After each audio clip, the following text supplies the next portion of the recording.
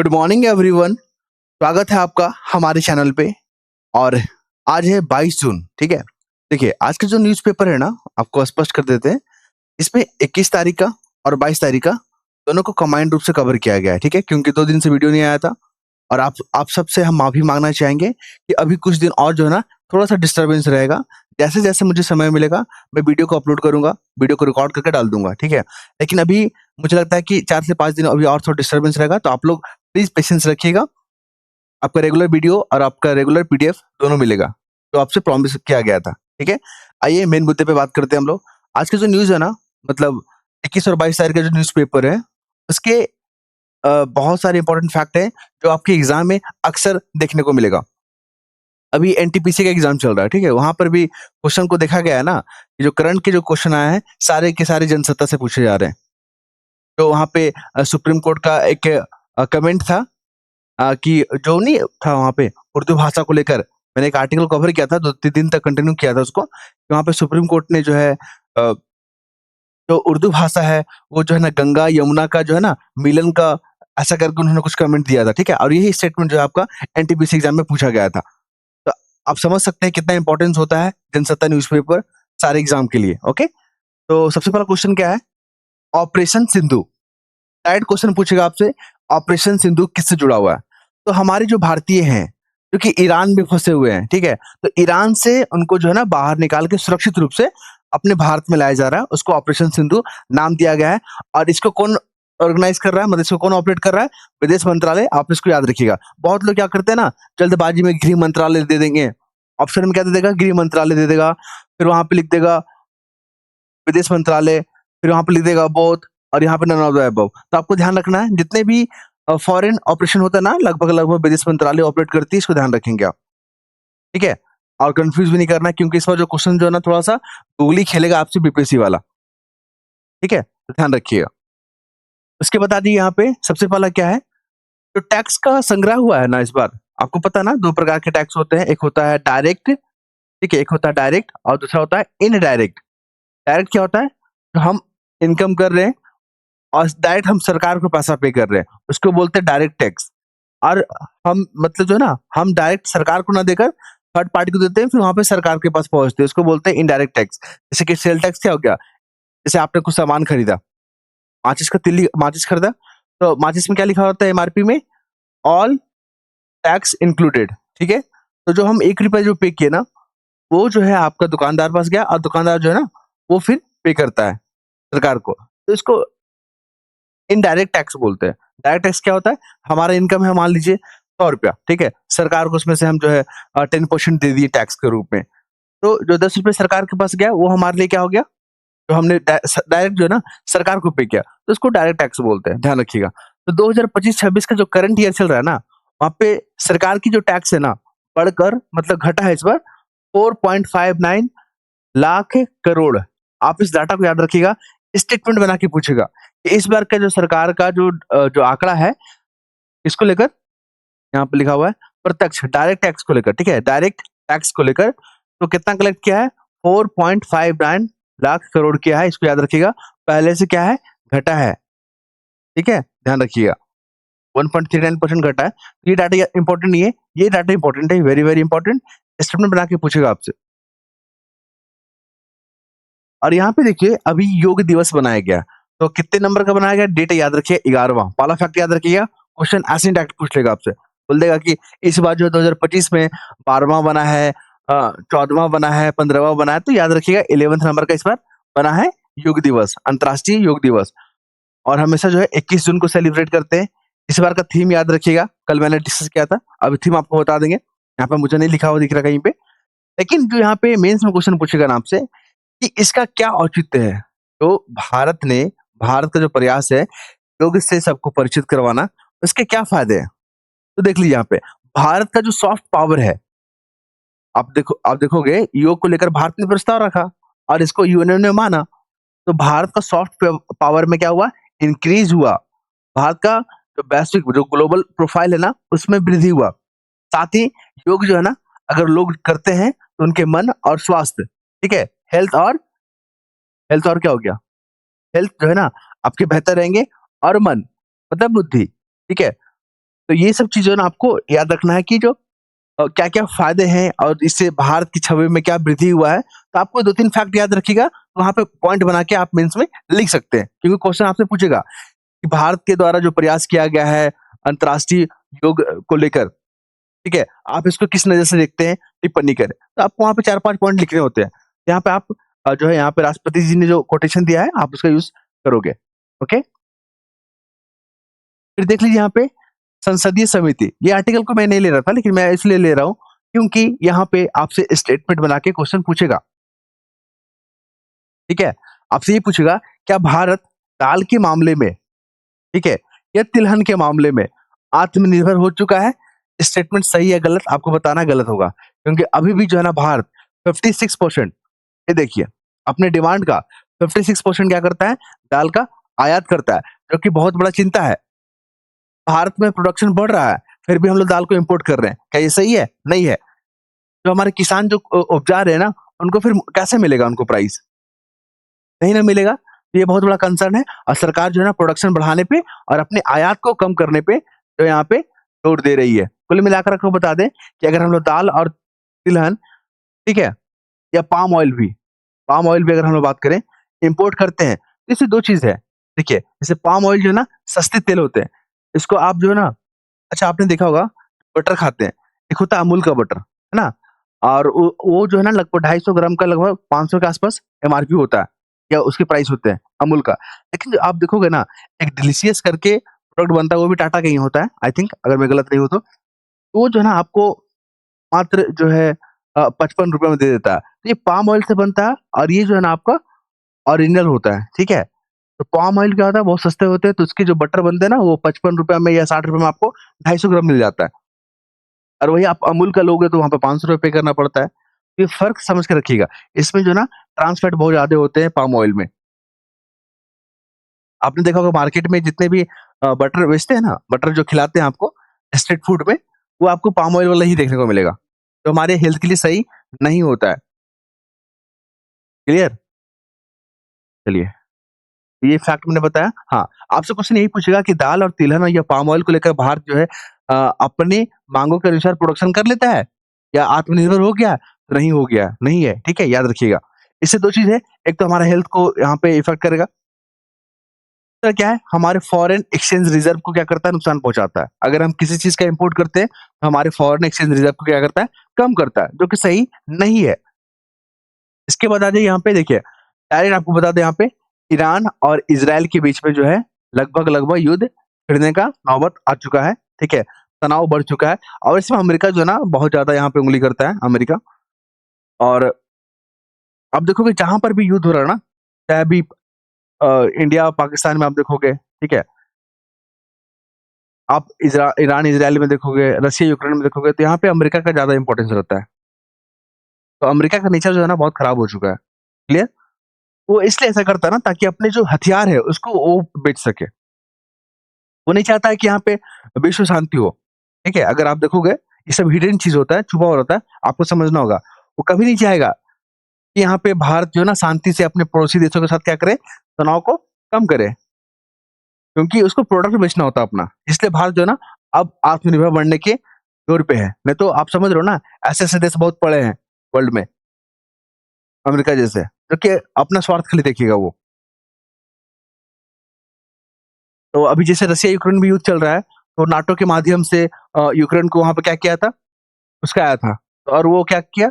Ukraine ज़बरदस्ती रसिया से लड़ने लगा, ठीक है? उसी तरह आप यहाँ पर देख लो ईरान और इज़राइल में भी। इज़राइल को भी क्या कर रहा है यहाँ पे? सपोर्ट कर देता है वो। और अभी भारत पाकिस्तान में देखो पाकिस्तान में भी जो है ना अब आईएमएफ से, वर्ल्ड बैंक से जो लोन दिलवाया है, क्योंकि अमेरिका का वहाँ पे वोटिंग पावर अधिक है, तो उसके माध्यम से हो गया। आप समझ रहे हैं ना? तो अमेरिका ये इसलिए नहीं चाहता कि शांति हो क्योंकि उसका हथियार बिकना बंद हो जाएगा। वो कैसे अपना डिफेंस सेक्टर को बूस्ट करेगा? ठीक है? चलिए, ये सब चीज़ को समझना होगा। तो कुल मिलाकर जो क्वेश्चन पूछेगा आपसे हूथी विद्रोही, ये आपको जो है ना लाल सागर वाला एरिया में देखने को मिलेगा। ठीक है? इसको आप याद रखेंगे। और यहाँ पे क्या है?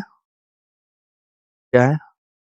हाँ, देखिए ये डाटा आपको काफ़ी हेल्प करेगा आपको मेंस में लिखने के लिए या ऐसे पेपर में लिखने के लिए कि भारत का अचीवमेंट में क्या-क्या है। तो भारत जो अभी हाल के वर्षों में जो अचीवमेंट किया है जैसे कि मोबाइल प्रोडक्शन में, ठीक है? मोबाइल प्रोडक्शन में सेकंड नंबर पे भारत है। तो याद रखिएगा आप कि जो कोरोना वैक्सीन लगभग 60% भारत अकेले ही सप्लाई सप्लाई किया पूरे विश्व को, ठीक है? 2 हो गया। थर्ड में आप देखोगे यहाँ पे, तो भारत अपने इंजीनियरिंग प्रोडक्ट जो है ना, लगभग 60% क्या करता है, ने वृद्धि किया। 60% का क्या किया? वृद्धि किया। साथ ही आपको बता दें यहाँ पे, जो डिफेंस सेक्टर है भारत का, अपने डिफेंस का जो 65 से 70% की जो ज़रूरत है ना, वो खुद अब जो है ना पूरा कर रहा है भारत। ये सब भारत की क्या है? अचीवमेंट है। इसमें आप मेक इन इंडिया को आप यहाँ पे हवाला दे सकते हो, ठीक है? कि मेक इन इंडिया के माध्यम से ही जो हमारे जो प्रोडक्शन है, हमारी मैन्युफैक्चरिंग है, काफ़ी बूस्ट किए हैं। कई सारी नीतियाँ हैं, कई सारी योजनाएँ हैं जिसमें हम लोग वर्तमान सिनेरियो को ध्यान में रखते हुए चेंजेस किए। जिससे भारत जो है ना अग्रणी जो है बढ़ता हुआ नज़र आ रहा है। ये आपसे ये पूछ देगा कि भारत 2047 में डेवलप कंट्री बनेगा तो इसके लिए क्या करना चाहिए? तो आप मेक इन इंडिया आप बताओगे, स्टार्टअप इंडिया बताओगे, ठीक है? एमएसएमई में चेंज किया गया है। भारत डिफेंस सेक्टर में आत्मनिर्भर हो रहा है। ये सब चीज़ों के बारे में आपको डिस्कस करना चाहिए, ठीक है? इसलिए हमारे लिए ये डाटा काफ़ी महत्वपूर्ण हो जाता है। और ये सब डाटा ये लिए याद रखिएगा चारों को जो मैंने बताया। जब भारत के अचीवमेंट की बात करेंगे, तो आप मोबाइल प्रोडक्शन के बारे में बात करेंगे, आप डिफेंस सेक्टर के बारे में बात करोगे, आप बात करोगे इंजीनियरिंग प्रोडक्ट के बारे में, आप बात करोगे कोरोना वैक्सीन के बारे में। अगर 4 से 5 पॉइंट भी लिख देते हैं, तो एग्ज़ामिनर समझ में आ जाएगा कि हाँ, वो ठीक है। आप ऑपरेशन सिंदूर का एग्ज़ाम्पल ध्यान रखिएगा कि ऑपरेशन सिंदूर में जो भारत के जो यूज़ किए गए इक्विपमेंट, वो भारत के द्वारा निर्मित किए गए थे लगभग, ठीक है?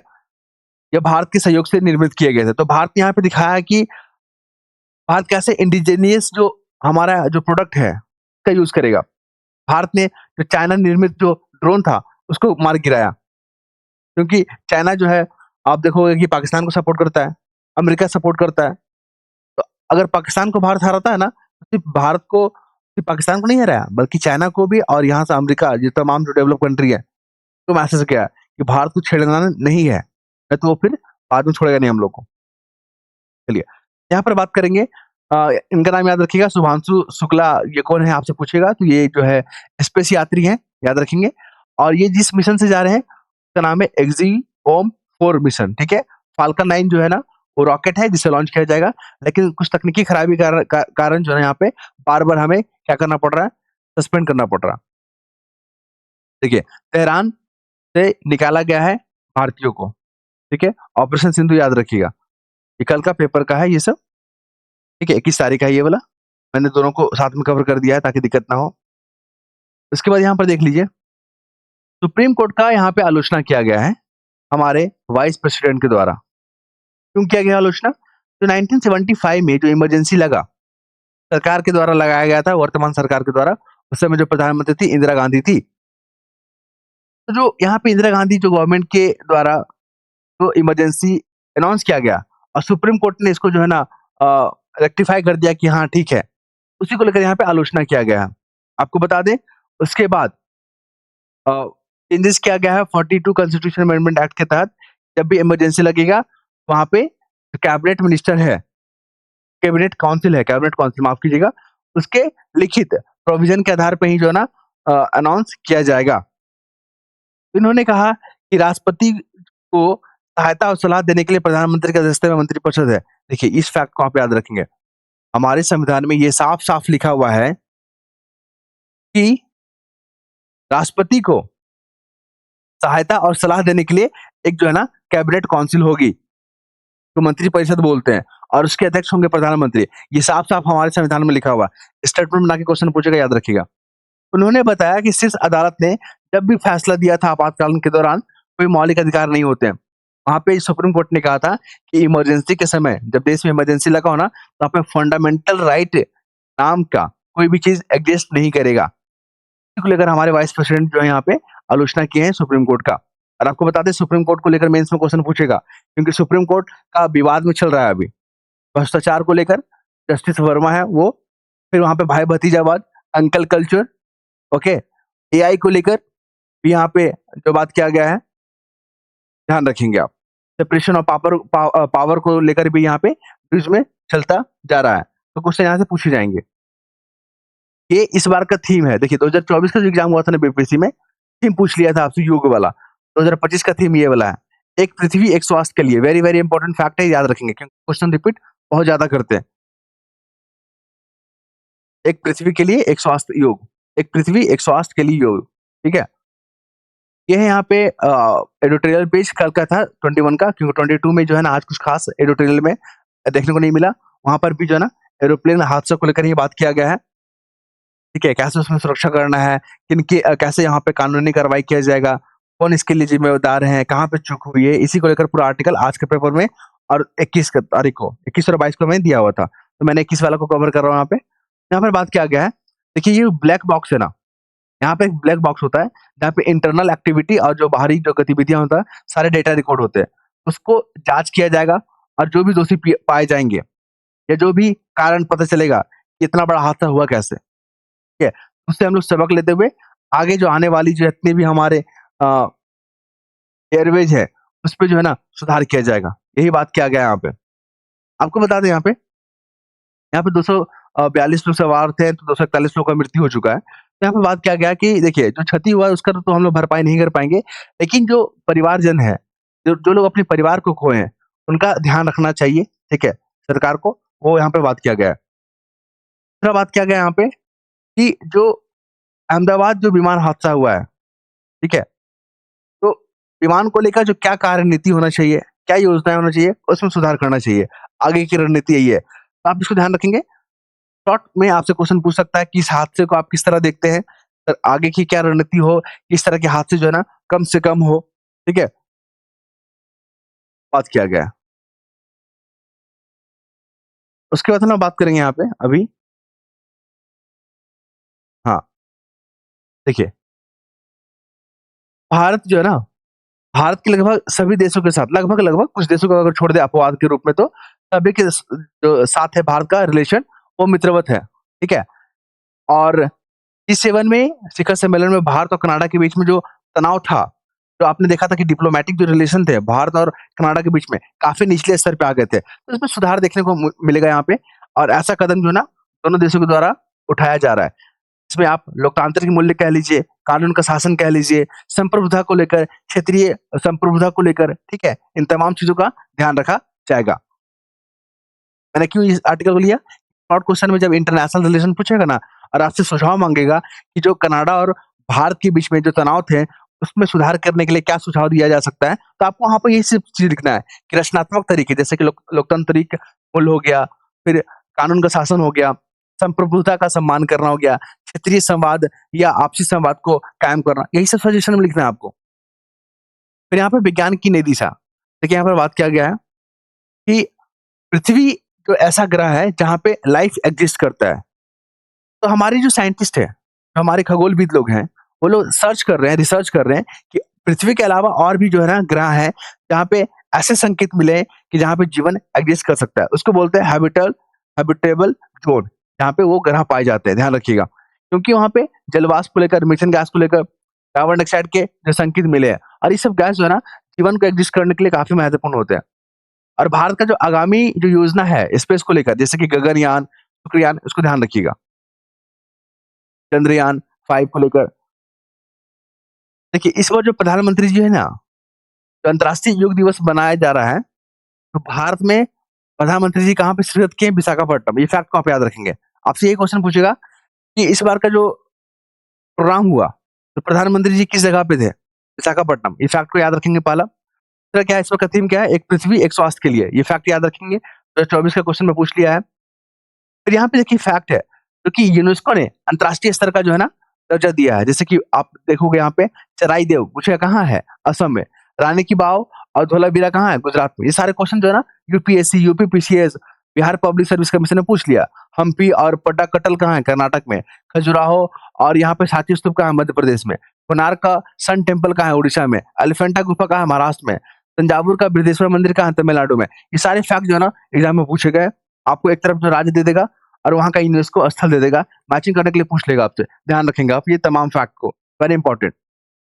और एक जो है ना यहाँ पे अभियान है योग बंधन, इसमें जो है ना 15 देश जो है ना पार्टिसिपेट कर रहे हैं, जिसमें ब्राज़ील है, अर्जेंटीना। आपसे यही पूछेगा कि योग बंधन जो प्रोग्राम था, इसमें कौन-सा देश शिरकत नहीं किया? तो 15 देश शामिल थे जिसमें दक्षिण Africa, Brazil, China, Russia, Argentina, Bharat, Malaysia, Sri Lanka, Indonesia. ये तमाम देश को याद रखेंगे, क्वेश्चन पूछे जाने की संभावना बढ़ चुका है यहाँ पे। क्योंकि ये सब जो जो छुपा हुआ फैक्ट है ना, बहुत कम लोग ध्यान देंगे इसको। क्योंकि मैंने देखा न्यूज़पेपर जितने भी पढ़ाए जा रहे हैं ना, ठीक है? कुछ को अगर छोड़ दिया जाए, तो वो लोग इस तरह का फैक्ट बात नहीं करते, वो लोग कहानी पे ज़्यादा बात करते हैं। और ऐसे में जो है ना, जो चीज़ आपको 15 से 20 मिनट में मिल जाएगा, वो वहाँ पे डेढ़ घंटा, 2 घंटा लगा रहे हैं।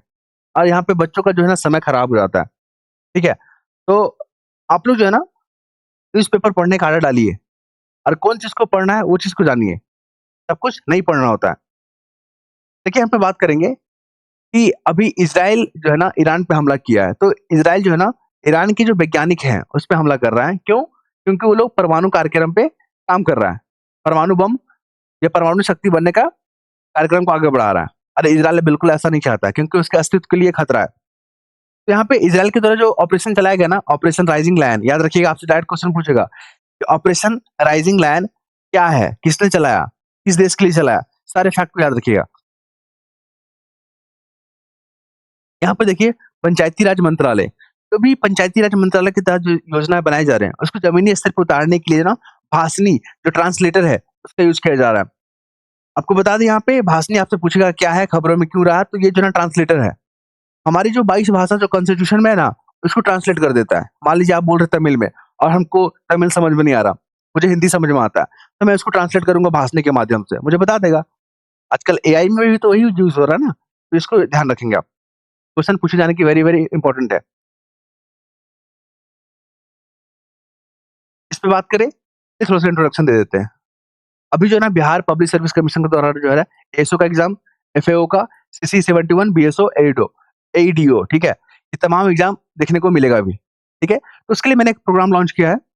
आप देखोगे वहाँ पे पीटीओ को ध्यान में रखते हुए, प्रीलिम्स को ध्यान में रखते हुए, वहाँ पे जो है ना लगभग सारे टॉपिक से जो इम्पोर्टेंट फैक्ट है, इम्पोर्टेंट डाटा है, सारे क्लियर करके अपने टेलीग्राम चैनल पे वहाँ पे सेंड कर दिया, ठीक है? अब तक वहाँ पे 3 क्लास हो गया। अभी कुछ दिनों से वहाँ पे थोड़ा-सा मैं डिस्टर्बेंस चल रहा हूँ, है ना? थोड़ा-सा काम ज़्यादा हो जा रहा था, इसलिए मैं वीडियो या पीडीएफ नहीं बना पा रहा था। जो लोग भी ग्रुप से जुड़े हुए हैं, उनसे मैं बस यही रिक्वेस्ट करूँगा कि आप लोग धैर्य रखिएगा, आपके पीडीएफ टाइम टू टाइम जो है अपलोड कर दिए जाएँगे, है ना? अभी उसमें कुछ लोग ही जुड़े हैं, ज़्यादा लोग ही नहीं जुड़े हैं, संख्या काफ़ी कम है, लेकिन ठीक है। तो जिन्होंने ट्रस्ट किया हम पे, वो लोग उस पे जुड़ रहे हैं। अगर आप लोग इस ये सब एग्ज़ाम को आप दे फ़ोकस कर रहे हैं ना, तो आप वहाँ पे जुड़ सकते हैं और क्वेरी कर सकते हैं। मैं यहाँ पे नंबर लिख देता हूँ 9430357042, ठीक है? इस पे कॉल कर लीजिएगा अगर इंटरेस्टेड है तब, ठीक है? चलिए नेक्स्ट मूव करते हैं हम लोग। ये है topic answer. Topic of answer से कौन-कौन सा कंट्री पास करता है? इंडिया, चाइना करता है, ताइवान करता है, म्यांमार करता है, बांग्लादेश, ओमान करता है। ये इंडिया वाला जो जितना भी कंट्री है ना इंडिया के आस-पास वाला उसको ध्यान रखिएगा। क्वेश्चन वहीं से पूछता है आपसे। अभी कैस्पियन सी न्यूज़ में चल रहा है क्योंकि ईरान इज़राइल के बीच में युद्ध चल रहा है। ईरान न्यूज़ में है ना कैस्पियन सी से रशिया टच करता है, ईरान टच करता है, अज़रबैजान, तुर्कमेनिस्तान और कजाकिस्तान। मैंने क्वेश्चन क्यों लिया? यूपीएससी का क्वेश्चन देख लीजिएगा, बहुत बार क्वेश्चन पूछा है। यूपीपीसीएस में पूछ लिया है। अभी न्यूज़ में चल रहा है मेडिटेरेनियन सी, क्यों चल रहा है? क्योंकि ईरान इज़राइल के बीच में युद्ध चल गया है। तो कौन-कौन सा मेजर कंट्री है ना जैसे कि आप यहाँ पर देख लो Israel, Lebanon, Syria, Turkey, Egypt. Iran वाला जो जितना है ना मतलब इज़राइल वाला कंट्री उसको ध्यान में रखिएगा। वहाँ से क्वेश्चन पूछ लेगा। Turkey, Syria, Lebanon, Israel, Egypt Mediterranean sea से क्या करता है? बाउंड्री साझा करता है। ये Israel, Egypt, Jordan, Syria, Lebanon सारे जो है ना कंट्री टच करते हैं इज़राइल से। अफ़गानिस्तान को भी डिस्कस किया था कि पाकिस्तान, इंडिया, चाइना, है ना? और ईरान के साथ बाउंड्री साझा करता है। ये सब एग्ज़ाम में क्वेश्चन पूछे गए हैं। ग्रासलैंड के बारे में बात किया था मैंने। यहाँ पे अफ्रीकन सवाना, कंपास और ऑस्ट्रेलियन सवाना ध्यान रखेंगे आप। इसके बाद ठंडी धारा, कैलिफ़ोर्निया, कनारी, लैब्राडोर, ठीक है? यहाँ पे वेस्टर्न ऑस्ट्रेलिया, इसको भी आप याद रखेंगे। फिर है यहाँ पे रॉकी माउंटेन और एंडीज़ माउंटेन को याद रखेंगे। फिर यहाँ पे काराकोरम, लद्दाख, जास्कर, फिर पंजाल को आप याद रखेंगे। फिर यहाँ पे असम को कौन-कौन सा राज्य सीमा साझा कर रहा है उसको ध्यान रखेंगे। ये तमाम फैक्ट को हमने डिस्कस किया। आई होप आप लोगों को पसंद आया होगा। अगर अच्छा लगता है तो अपना कमेंट, शेयर, लाइक प्लीज़ कीजिएगा आप लोग। आप लोग कुछ नहीं कर रहे हैं एकदम, बिल्कुल नहीं कर रहे हैं एकदम। तो मुझे कैसे पता चलेगा कि मैं जो कर रहा हूँ वो सही है या गलत है? आप ही लोगों का फीडबैक है ना। आपको अगर अच्छा नहीं लगता है तो फीडबैक में लिखिए कि मुझे अच्छा नहीं लग रहा है, मुझे पसंद नहीं आ रहा है। तब ना उस पे सुधार करेंगे हम। ठीक है? चलिए, तो आपसे वही रिक्वेस्ट रहेगा, अपना कमेंट, अपना लाइक बना के रखिए। धन्यवाद।